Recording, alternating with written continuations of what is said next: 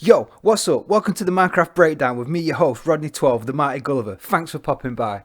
After a brainstorm session with my imaginary friend, there's no one on the phone, about getting more interest in the channel, I was advised to use provocative titles to grab folks' interest and include more guns and women in my videos. Willing to try anything, I got my shooters out of storage and then text Lady Gulliver, the hottest girl I know, for help. Then I sat down and got back to making Minecraft content. I started the day being attacked by a zombie who found me so nutritionally attractive they didn't seem to mind risking the second chance at life to take the opportunity for a little Gulliver num-nums. Caught off guard and in a panic, instead of selecting my pickaxe to defend myself with, I misclicked, switched to a chest and was forced to develop new strats on the fly to thwart my assailant. No mercy or fucks were given. You've got smashed. Potato! I wandered down to the functional underground cave kingdom to my creeper farm collection chamber to show you something I had noticed during the last episode. As you can see from the contents of this chest, I could be doing a roaring trade selling the glowing remains of cephalids, but we're here for the appropriation of destructive powders, and this farm was severely lacking when it came to the production of combustible materials. Not good. The farm was definitely underproducing, which shouldn't be the case as all conditions were mostly optimal and the caves underneath it were lit up. Or were they? It dawned on me that during the 1.18 update that the world height had been increased in both directions on the y-axis. I was wondering if a new system of unlit caves had been added below the previous ones which were allowing creepers to spawn in places I didn't want them to. There was only one way to find out. We're going on a mission.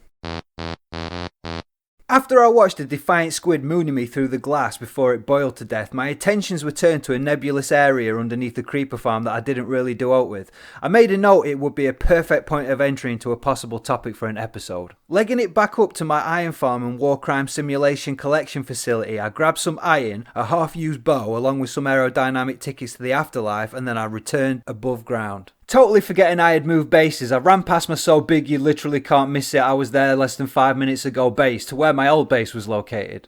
However, the trip wasn't wasted as the wood chest was nearby and I needed some wood from it, so I got some wood from it. Descriptions are easy. On my way back to my base I was ambushed by this cocky upstart trying to make a name for himself. As I retreated to a safe distance a zombie appeared acting like backup. Luckily for me though, the zombie's lack of spatial awareness played a crucial role in my survival as that numpty Leroy Jenkins'd himself into the path of the skeleton's arrow, giving me enough time to bow up. The injured zombie promptly spanned the skeleton using superior boxing techniques before meeting his end by way of fast sharp stick. A second zombie appeared and was also sent to dead undead heaven. Potato! I crafted an iron sword and pickaxe for my trip and then I got some beauty sleep in while I could. I started the day underground, which was a frustrating endeavour as I had not made any signs to point me where to go, and even though I had just been where I wanted to go 10 minutes before, I definitely couldn't find where I wanted to go. I circled back on myself many times. I legitimately can't find my way out. Eventually I found where I did need to go and I located the creeper farm's underbelly. I broke through the wall and built some temporary steps down into the open space. Once there I smashed out 2 diamonds, opted against obtaining a third because of potential lava shenanigans, and then I picked a spot in preparation to go against what every Minecraft enthusiast gets told not to do pretty much from day one. I was about to dig straight down. Dramatic gasp. Knowing no fear and having zero foresight, I dug down through the ground. Somewhere around Y-6 I broke through into a cave and fell to the floor. I was really lucky I didn't die. If I was any further away from the floor, the fall damage definitely would have killed me. I was attacked immediately by some undead bandit that I fatally slapped with a sword. Taking in my surroundings, I left a wooden marker to signify where I dropped in. Looking about, it seemed like I was in a large open space which confirmed my suspicions as to why my gunpowder production wasn't optimal. The whole thing was basically a creeper hotel. The smugness of being right didn't last long either as I was rudely attacked by some talkative bragging skeleton who fucking murked me after firing an arrow which knocked me into some lava. Negative emotions ran rampant as I died another 2 times, falling to my death like a panicky greedy lemming hell-bent on achieving its materialistic goals, putting itself in unnecessary danger even though it has all the tools at its disposal to come up with a better plan so it didn't die attempting to retrieve its easily replaceable stash of equipment. Dickhead. Anyway. 3 resurrections too late, I decided to take my survival seriously, next level in the gaming industry by grabbing 25 torches and a bucket of water. Ooh. I reset my spawn point to somewhere a bit closer to cut down on faffing about, and then I wandered down to the cave's new entry hole, chucked in some water so I could safely travel down through the liquid to my destination to collect my stuff. I lit up the immediate area around me and then I went on a mission to collect deep slate from this area so I could build a temporary stairway back to where I dropped through, which was a priority now as it turned out I had lost all my food when I had died. Stocks needed replenishing. I did some complex and accurate trigonometry to figure out roughly where the stairs needed to begin their angle of ascent and then I cracked on. I snagged a bit of gold along the way and it wasn't long before I connected the stairs to the room above. Banging. I swat some diamonds into storage and fired up the Cave Kingdom's furnace to smelt some ores before heading back to my main base for a nap. At base I grabbed some potatoes, 2 furnaces and some fuel along with 2 stacks of planks from my wood chest and got back into the cave under the spawner.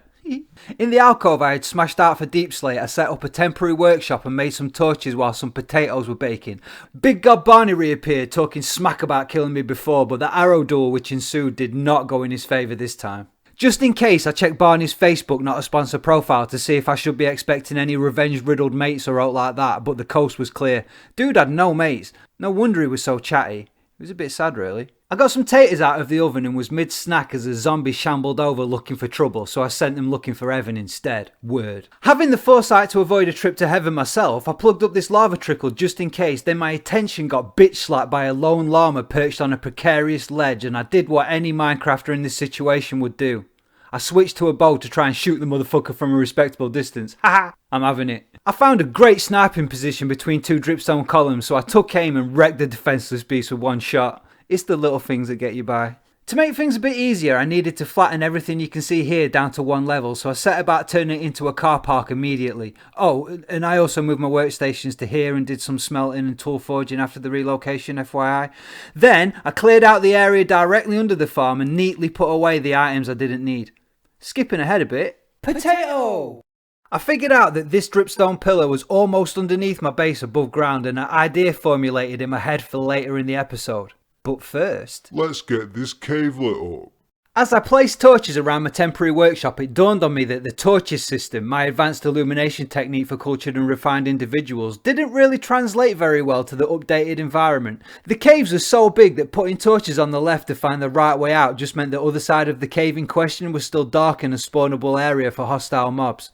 I pondered for a few moments over the best way to light up the cave and then I came up with a new system I'm pretty proud of. As much as I want to rant about this miracle of gleam, the concept's pretty simple. I suspended a block 3 high off the floor and placed a torch on the side of the block which marked a rough path to follow for the exit. Easy. For example, in this pic, the exit is here. These torches are facing this way, pointing to the exit, and these torches are facing this way, also pointing to the exit. Amazing. So let's say you were over here when you were attacked by an attacky thing. You could use this directional beacon to direct you to run this way until you hit this beacon, which would send you running this way. I'm calling this new advanced technique the direct system. It stands for Directional Illuminated Route of Elevated Clever Torches. Don't fanny about escaping. Be direct. Direct, a new advanced illumination technique from Lady Gulliver Enterprises. Order direct now for as little as 99p a month and you can start your escape from boring lighting systems immediately. Act now. Terms and conditions apply. Not available in Columgaria or Canada. Fuck 'em. Shh. Pew! After I lit up what I needed to and set up a perimeter of safety, I got back to levelling out the ground, going from this to this pretty quickly. Over that time, no interesting really happened, just normal Minecrafty things like collecting ores, retooling, killing zombies and enough fucking slime to build an ocean monument out of blocks of translucent corpses if I desired. Standard underground stuff. Potato! I nearly committed murder at one point as I raged out getting into it with a wandering trader over the price of a pufferfish in a bucket. I really want to get into it as Minecraft economics blows my mind at the best of times, but long story short, fuck paying 5 emeralds for a pufferfish in a fucking bucket. That is so overpriced. That's like 160 sticks worth of emerald trading, and sticks literally grow on trees. Fuck it, they are fucking trees, probably the freest, most renewable thing in Minecraft, and I still wouldn't pay it. You get the picture. Not much happened after this point for a while, and I'm pretty sure you don't need an in-depth explanation of how I made things flat. So in a nutshell, I leveled off all this area, killed many feral slime cubes, glassed over this bit of lava to provide some free light, filled in a few random holes, and I lit up a cave I found under the cave before declaring war on slime kind again. And after all that, my attentions were focused on this pillar which was located just south of and underneath my base. My plan was to carve and hollow out the pillar in order to install a two-way bubble elevator to the surface to cut down on the running about. I knocked out the bottom of the column, found a rough centre and took the coordinates, which, above ground, is here. I was going to make a 3x3 dripstone obelisk up to the surface. I was going in for the top, so I reset my spawn upstairs, grabbed a spare bed for downstairs and grabbed my diamond pickaxe, as this project was probably going to chew through iron picks. I started the dripstone pillar, but 13 layers down it was apparent that I was going to need more diamond picks and more dripstone, so I ducked out early and went back to the cave. The bed was placed, 2 extra diamond pickaxes were crafted and the dripstone was restocked. Back up top, the shaft was getting deeper, and it wasn't long before I eventually broke through into the cave. And a few minutes after, once I hit ground level and squared up the column, the first bit of the project was complete. After a little bit of housekeeping, I crafted exactly 27 buckets and grabbed a stack of dripstone to raise the height of the column topside to make it level with the ground. Tools out, and I collected 4 stacks of sand from the desert and erected a quadruple furnace setup to smelt it as I went for a nap. Grabbing 2 extra buckets of water I had, I made an infinite water source outside my base and I filled my 27 empty ones up. Potato! While the glass was being made, I refilled the stick furnace and got some buttons I had extra from when I reduced the size of the creeper farm. By the time I had done that, the glass was ready. I started knocking out a shaft for the water to occupy and I dug down until I hit the floor. Once there, I built a glass doorway with buttons inlaid at the entrance to stop water flowing out, which is a thing. Look! Crazy, innit? Watching me build one of these is boring, so I'm going to speedrun what a bubble elevator is for the uninitiated and explain my tactics and my method of building this particular one. Strap in.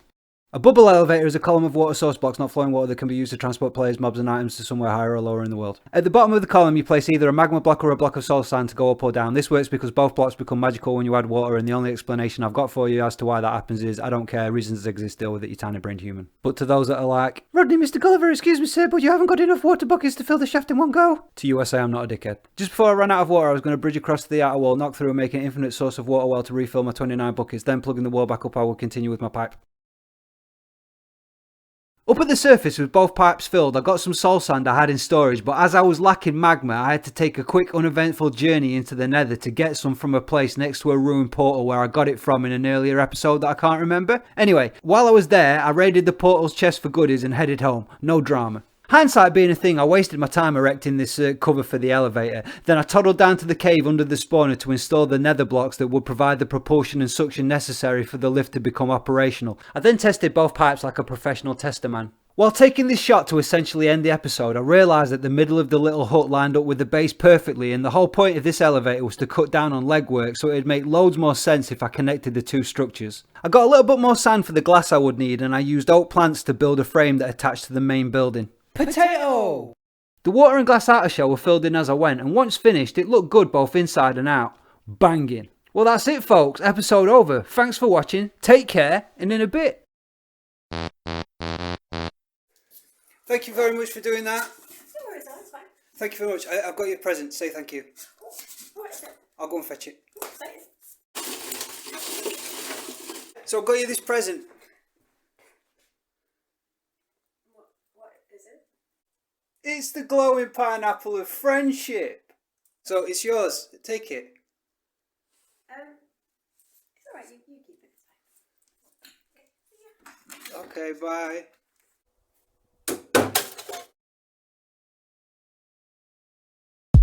Wheat and seeds, yo, I need some more. Wheat and seeds, where do you